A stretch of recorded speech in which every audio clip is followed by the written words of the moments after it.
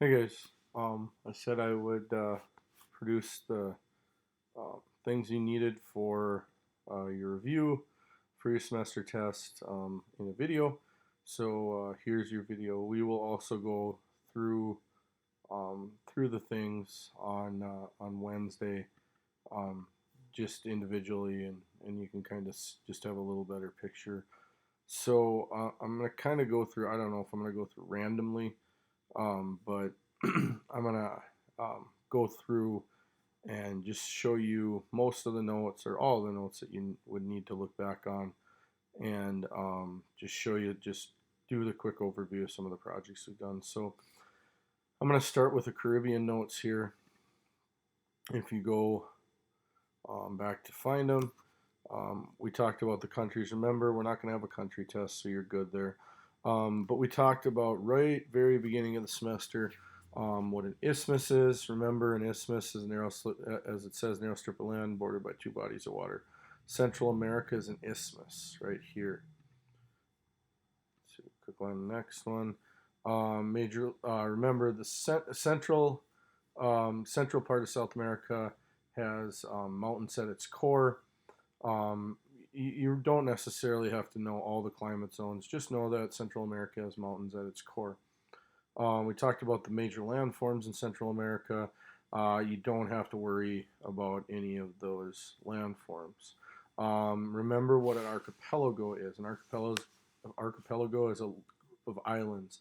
In the Caribbean, you have three groups. You have the Bahamas, the Greater Antilles were the bigger islands, Lesser Antilles are the smaller. So you can see by the map, lesser, greater, and the Bahamas is up here. People, uh, people of Central America, remember the word mestizos. Mestizo is a mix of Spanish and Indian culture, and as it says here, most live in El Salvador and Nicaragua. People of the Caribbean, there's really a whole lot I'm worried about there. We go to Central America culture, mostly Spanish speaking and Roman Catholic. That's important to know.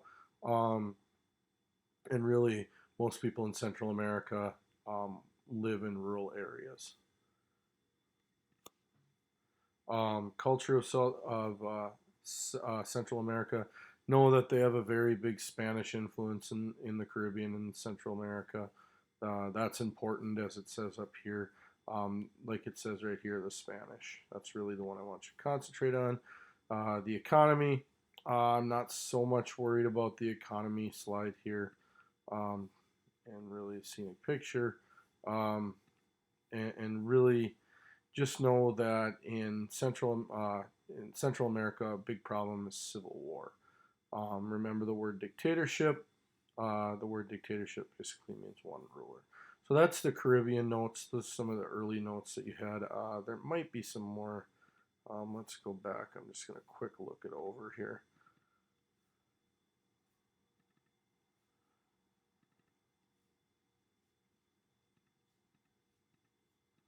Um, so some of these here, I don't think I have to worry. You have to worry about too much of these.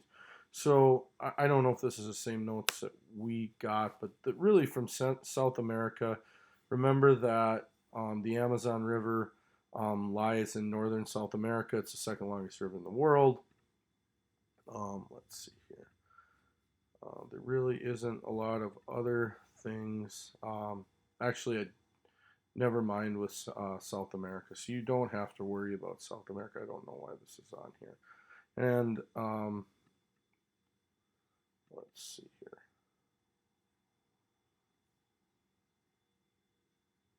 Yeah. Um,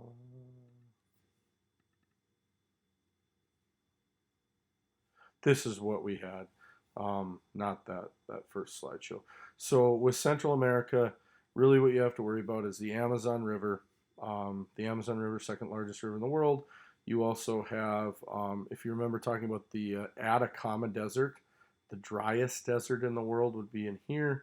Also remember that the Andes Mountains run through the west side of the of Central America. or South America, excuse me.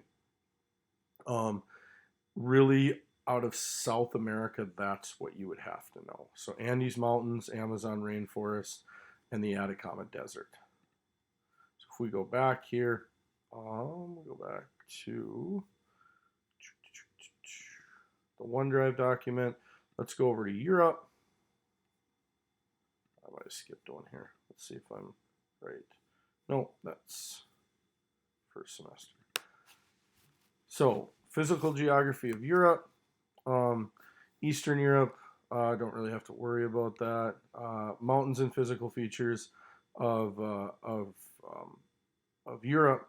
You have the Alps. That's important to know. And really, you don't have to worry about the Danube or the Baltic countries, but know that the Alps run through the central part of Europe. Climate, you have really eastern half, you have the snowy winters and rainy summers.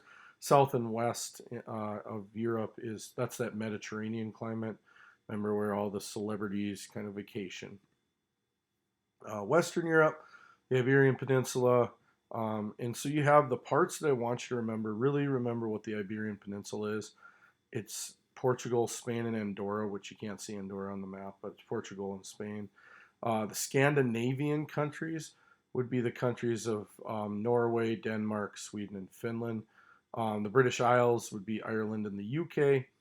And then really your Mediterranean countries would be, southern France and Italy. I'm not too worried about the Mediterranean countries. So Iberian Peninsula, British Isles, and the Scandinavian countries are the big ones. Physical features. Really, again, remember the Alps on the French-Italian border, and they run through Switzerland. It's one of the main reasons that Switzerland was able to stay neutral during both world wars, because it's surrounded by mountains and nobody could attack it. If we go to our Dark Ages notes, right here, the fall of Rome. Remember, now we're getting more recent with our notes. The Dark Ages was a result of Rome falling. So remember from our test, our Europe test, that the Dark Ages was a result of Rome falling. So they remember the feudal system. And like it says here, in exchange for protection, citizens farm the crops. The feudal system right here, land was divided into kingdoms. And remember, the king is at the top, the peasants are at the bottom. Okay? Remember, life in the Middle Ages was kind of short and cruddy. That there was a lot of things that could kill you during the Middle Ages, and really every task was hard because it was all manual labor. As it says here, life in the Middle Ages was rough. Your day could start as early as 3 for preparing for the day's harvest, or something. Whatever, a lot of different things. Like it says here, women and men would both tend to the fields. So both sides did. The end of the Middle Ages. Many events signaled the end and the Middle Ages and start of the Renaissance. Remember, number 1 we talked about was a Black Plague because a lot of people died. And then number 2 would be the invention of the printing press. Remember, the printing press could now print things in everyday language, mainly the Bible, and it could, it really spread word to the masses. Let me see. I think I gotta find our Renaissance notes now. I'm not sure I have those. Okay, very quickly, bear with me. I will find them.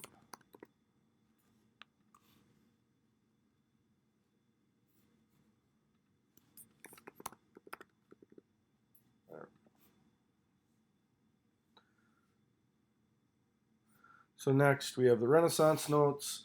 The Renaissance, remember, you don't really have to remember the picture. Remember, that's Da Vinci. The beginnings of the Renaissance, they had 3 theories: Black Plague, Every Man theory, and then the Great Man theory.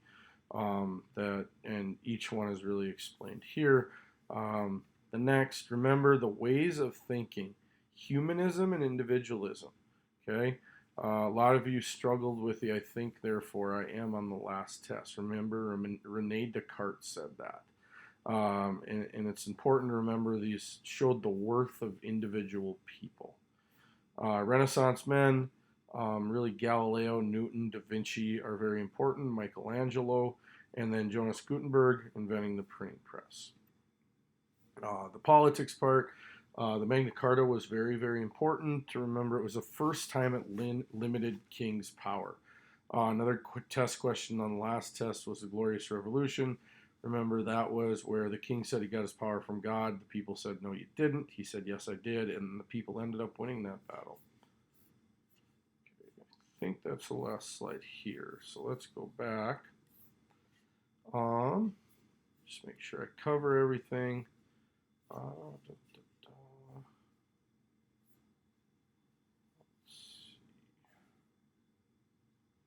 I think we're good there. Most of your test questions will come from more recent tests, though. So I think World War One is the next. I think it's the next. Remember, World War One started because of the assassination of Archduke Franz Ferdinand.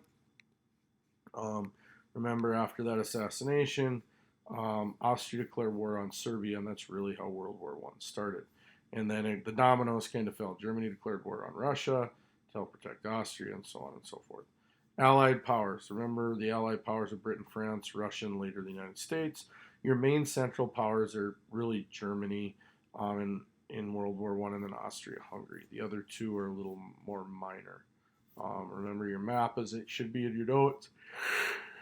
If you remember, in World War One, mainly it was trench warfare. That their planes weren't really all that effective yet, so people were able to dig trenches and hide from those machine guns that were shooting them. New kind of war, as it says here, tanks. It was really the first time tanks were used in a war, and then more importantly, chemicals were used. Remember, we talked about mustard gas and the effects mustard gas had on the people, that they would literally burn their lungs. The United States, one of the reasons they got involved, excuse me, was that the British or the Germans, the U-boats, the German submarines sunk the Lusitania, which is the German or the British cruise ship, and they sunk it because the Germans declared that they controlled all waters around Britain. Big. It was a big turning point. It wasn't the last or the final one, but it was essentially big. It was a big turning point. And so a torpedo from a U-boat hit those the German U-boat hit the Lusitania. The final straw was the Zimmermann telegram.